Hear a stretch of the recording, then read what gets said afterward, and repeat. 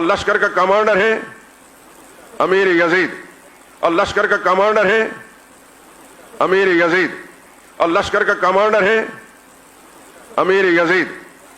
اللہ نے ان باپ بیٹوں کے اندر یہ صلاحیتیں رکھی تھیں۔ آپ کے لیے وہی رائے بہتر ہے جو میری رائے ہے کہ چپ کر کے خاموشی سے بیٹھ جاؤ، نہ لعنت اللہ علیہ کہو اور نہ رحمت اللہ، کیونکہ اگر لعنت اللہ علیہ ہوا تو رحمت اللہ علیہ کہنا قیامت کے دن گلے پڑ جائے گا، اور اگر وہ نکلا لعنت اللہ تو پھر اگر وہ نکلا رحمت اللہ تو پھر لعنت اللہ علیہ کہنا قیامت کے دن کیا پڑ جائے گا؟ گلے۔ تو اس لیے بہتر ہے اجمالی بات کی جائے کہ جو بھی حضرت حسین کے قتل میں کربلا میں شریک تھا، کروڑہا لعنت اس کے اوپر، بس کون تھا ہمیں نہیں، مجھے نہیں پتا، کم از کم یعنی آپ یہ کہہ سکتے ہیں مجھے نہیں۔ اور اگر آپ کو پتا ہے تو پھر دونوں کتابیں پڑھیں آپ، جو اشاعت و توحید کے علماء نے اس کے حق میں لکھی ہیں، یہ بعض سلفی علماء نے بھی لکھی ہیں، وہ بھی پڑھیں آپ، اور اس کے مخالف بھی پڑھیں، پھر ایک رائے قائم کر کے آپ کو کلپ بازی کی۔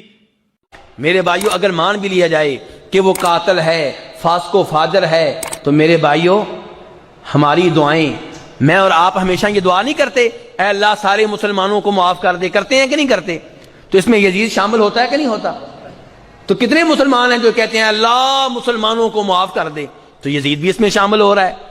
اور اگر آپ کہتے ہیں کہ یزید اس میں شامل نہیں ہے، تو یہ تو آپ بات مانیں گے کہ یزید کے اوپر ایک وقت میں، ایک دن میں ہزاروں لاکھوں لعنتیں ہوتی ہیں، ایسے ہے کہ نہیں ہے؟ اور یہ ساری لعنتیں، یہ ساری گالیاں روز قیامت اس کے لیے نیکیاں بن جائیں گی۔ کیا بن جائیں گی؟ بات ہوئی ہے اب تیری طرف سے شروع، انتہا اب ہم کریں گے۔ اب تجھے بتانا پڑے گا جس کا تو نے دفاع کرنے کی کوشش کی، کھل کے آ، یزید کا دفاع کرنا ہے، پھر پورے دن کا مسلمان بن۔ چھپ چھپ کے یزید کا دفاع کیسا؟ پھر پڑھ، یزید کا کردار پڑھ، آ ہماری آنکھوں کے سامنے ہم پڑھتے ہیں حسین کا شجرہ، تو بتا یزید کا شجرہ۔ حسین 3 شبان کو مدینے میں بطول کے گھر قرآن بن کے نازل ہوا، یزید شام اور حمص کے درمیانی علاقہ تدمر میں حاکم شام کے گھر عذاب بن کے نازل ہوا۔ یزید کو پیدا ہوتے ہی گھٹی شراب کی دی گئی، حسین نے پیدا ہوتے ہی رسول کی زبان چوسی۔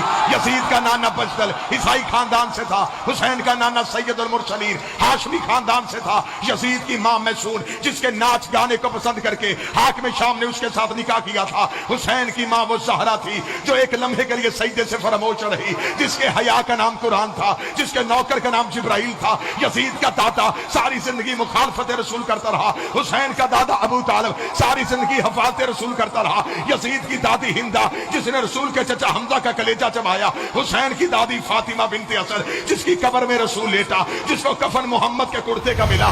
یزید کا ایک ہی بھائی تھا جو پاگل ہو کے مر گیا، حسین کا بھائی حسن مسند امامت کا تاجدار بن گیا۔ یزید کا شجرہ خبیثہ تھا، حسین کا شجرہ طیبہ تھا۔ یزید فاسق تھا، میرا حسین روزے دار تھا۔ یزید فاجر تھا، حسین نمازی تھا۔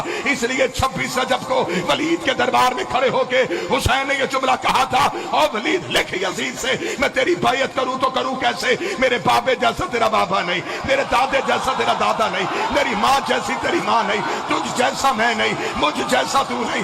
اپنے لاکھوں لے کے تو آ، اپنے 72 لے کے میں آتا ہوں، قیامت تک کے لیے ہر حلال زادے کو یہ کہنے پہ مجبور کروں گا، حسین زندہ باد ہے، یزید مردہ۔